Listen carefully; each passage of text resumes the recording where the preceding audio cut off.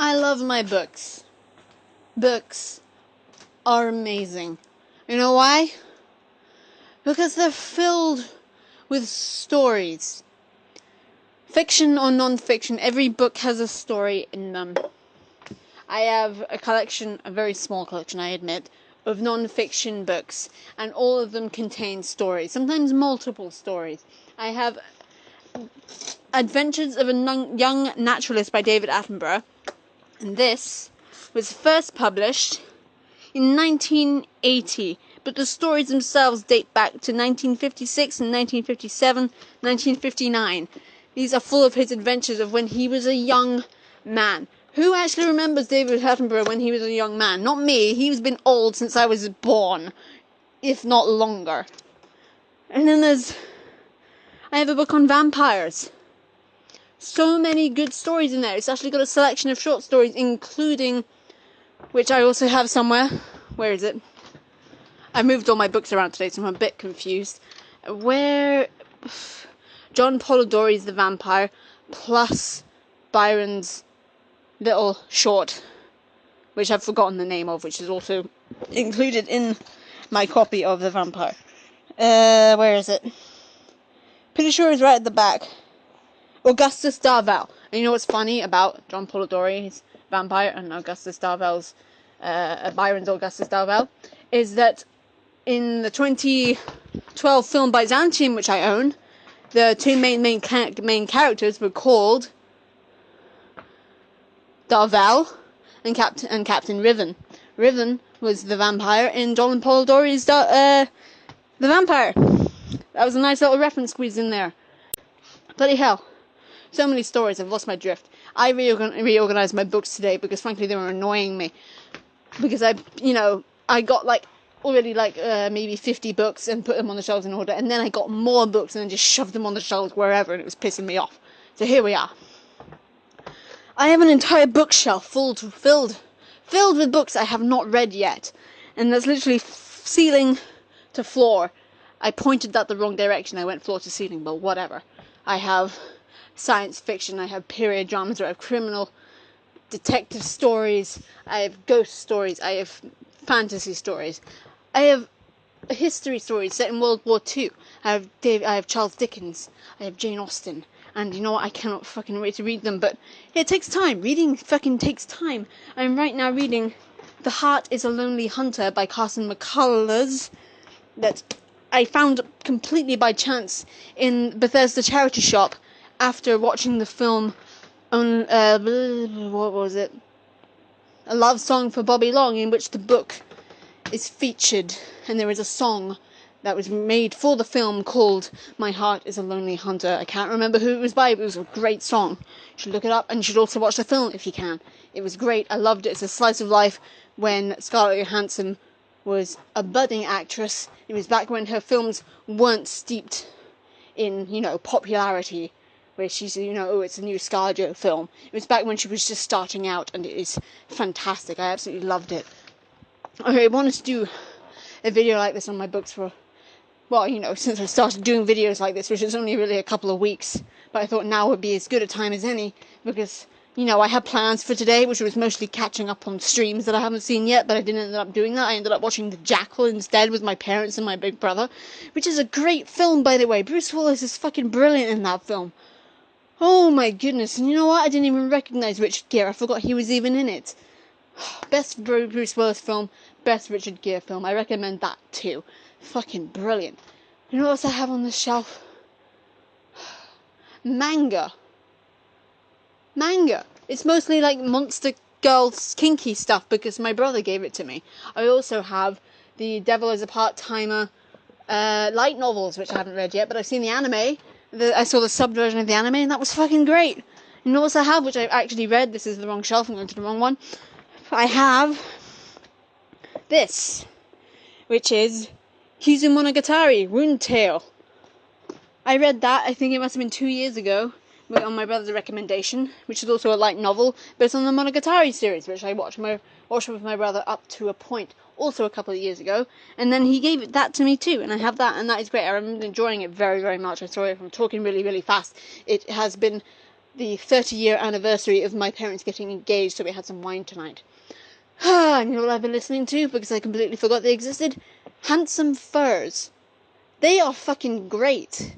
I forgot how much it's been like half an hour and I've just been dancing around my room to them. They're fucking fantastic. I'd recommend listening to them too. In fact, give a chance to everything I've mentioned so far, and maybe give it a shot yourself, because I feel like everything's worth at least one shot, I even gave The Last Jedi one shot. Didn't get very far, mind. Let's push that to the other side, because I don't want to talk about that. Makes me sad. But yes, fucking stories, man. I fucking love them. I write them. Of course I love stories. They're the best things in the world. I mean, they transport you to places you never thought you'd go. I mean, Annie Proulx's The Shipping News took me to Newfoundland. I'm still not sure that's how that's pronounced, because I'm an idiot. But it's a place that I've always, well, not always, since I read the book, thought about visiting. If I ever had the money or the time, which I probably never will, which is why I have the book. And then there's just so many stories that are just so funny and so just life-affirming. They just make you feel good, or interested, or just fascinated, or overwhelmed, and it's amazing. One book I will own that I will have never been particularly interested in is Gorky Park. I don't even remember who it's by. I read it April 2017 and I didn't like it, but I had Child 44 on my shelf for ages, and I got back and thought, I'm going to read that, and you know what, I absolutely freaking loved it. It was so engaging, the characters were fascinating, and I loved the way it rolled so smoothly. The narrative was absolutely brilliant. And then, I didn't mention this in my memory video because, I didn't remember, but Michelle Paver. I met Michelle Paver. She's written 2 fabulous ghost stories called Dark Matter and Thin Air, and they are magnificent. They had me, just wrought with chills on the edge of my seat. And I met her. She signed both my books, and I think it was in Dark Matter, of which I found a hard copy in a charity shop. But here it is. It's written here, for Sarah, a fellow writer, and then it's signed. That's an amazing memory that I have, and stories. This is why I have my books, because they bring me so much joy. And I honestly don't know what I'd do without them. If I had no shelves in my room, they would just be bare, boring walls. So bare, so boring. Except for these 2 right in front of me, which have my dad's records on them, because he doesn't have a space for them. They're mostly classical, Beethoven, Mozart. I am falling over because I don't have good balance right now. It's because I'm crouching. That's why. Oh, and one book. The books that really get to me are the ones set in desolate places, windswept, taken over by wildlife. So, Bleaker House by Nell Stevens, The Outrun by Amy Littrott. Both of which, by the way, are non-fiction. And I'm sure there are more. I'm just getting a bit turned around because I moved them all around today, so they're not where I expect them to be. So many good books. Of course, The Shipping News is another one about desolate places, as are the ghost stories I've mentioned. It's just so many good stories in the world. And honestly, so many bad ones. Because as I said, there's a good 100 or so books, well I said 50 last time, it's probably more like 100, that I haven't read yet. And I guarantee you 90% of them I probably won't keep. But I'm looking forward to every single one of them. The only major Jane Austen novel I haven't read yet is Persuasion, which I'm really looking forward to. And then I have a book by Tom Hanks, for crying out loud. So many Dickens. P.D. James. Marion Keyes is a particular favourite. I read, The Other Side of the Story, and it was the most fun yet tumultuous, bouncy story I've ever read. It made me laugh out loud. It made me cry. And then there's Where Rainbows End by Cecilia Ahern. That made me blubber. I read that in one sitting. I did not stop. It's one of those ones that's written entirely in notes and emails and letters and postcards and invitations and that sort of thing. It blew me away. But the one that got me the most, I think, was another one lent to me, or possibly the same one, I actually already don't remember. Someone lent to me out of the Learning Shop. It's called After You'd Gone by Maggie O'Farrell. And the way it's written is that it's sort of all over the place. And yet it all boils up to one thing. And honestly, that's how I'm writing the story I'm writing right now.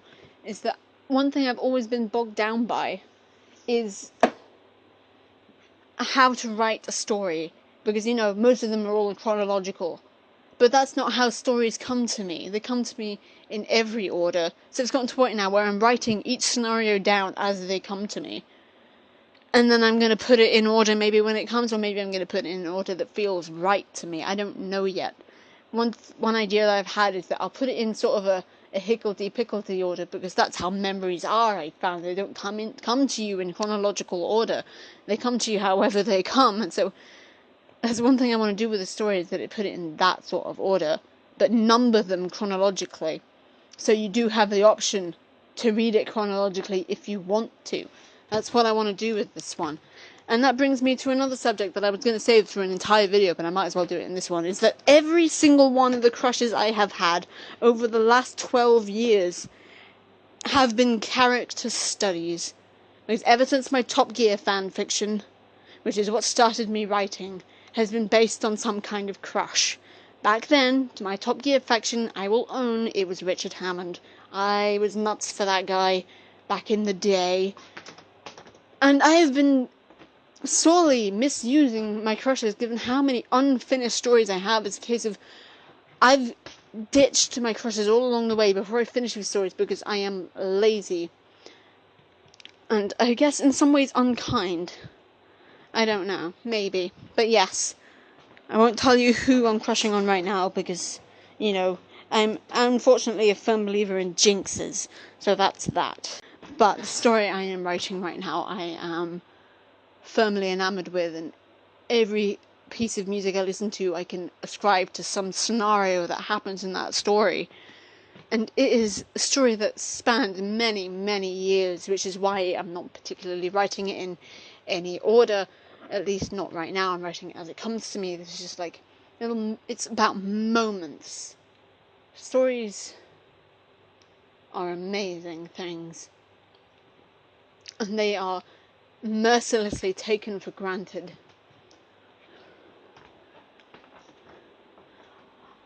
I am staring at 3 bookshelves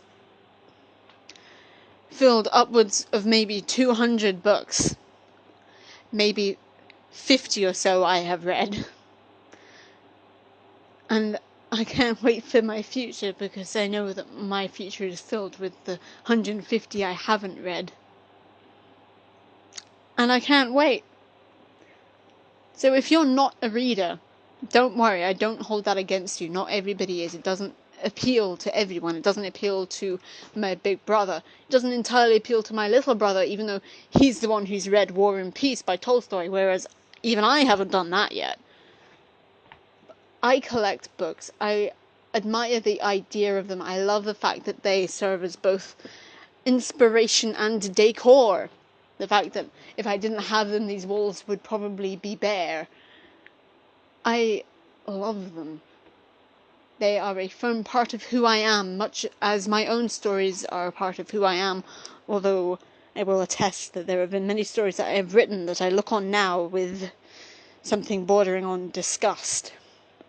And some of them were so self-serving that they do not warrant time of day. I'm just looking at the Mentalist boxes box that I have on my shelf right now. It's in back to front order. That's not right. Also, it's not mine, by the way. I'm holding it for my father because he doesn't have room in his study. So I'm just going to swap them around. Stories are fundamental to living. I don't know of a single person who doesn't read or absorb some kind of story in their lives, whether it's through the news, through the internet, or through books, TV shows. Stories are fundamental to our existence, and given the state of the world, I'm not surprised. I like the past. because it's something we can learn from. I like the fiction for the same reason. Whatever can be imagined can be made true. Including fantasy, by the way. I'm not closed to that idea. I love slices of life. It's generally more interesting than my own life, considering I spend most of my time at my desk watching YouTube videos.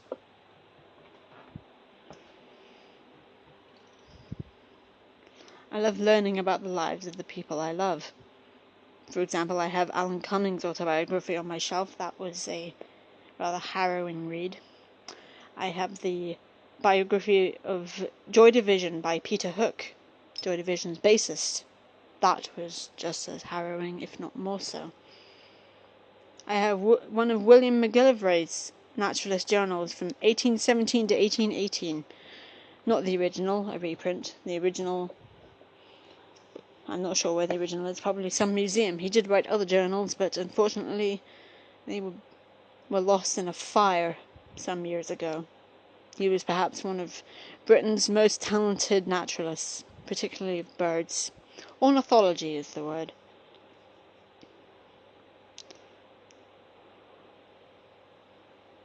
Stories. I ask you honestly, what would we be without them? I sure as hell don't know. I imagine my life would be a lot less worth living without them, especially considering I'm a writer. I've never been particularly good about writing what's real. But then, one thing I've always believed, and this does harken to some aspect of Christianity, but don't let that put you off, is that you've heard the ideal that a map of the universe is not too dissimilar from a map of the human brain. I'm of the belief, or at least the idea, that perhaps our mind does encompass some other universe. That probably sounds crazy to you. Don't worry, it sounds pretty crazy to me saying it out loud. But I have been something of a believer in alternate universes, and that's why I've not really been convinced of any reason why not.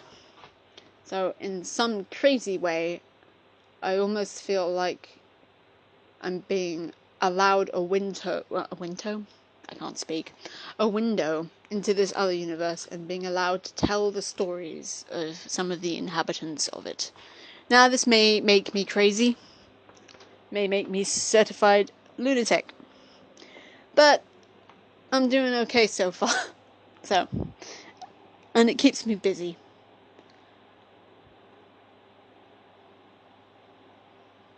Yep. That's it. I think I'm spent. Maybe I've given you something to think on, maybe not. Doesn't really matter. Let me know.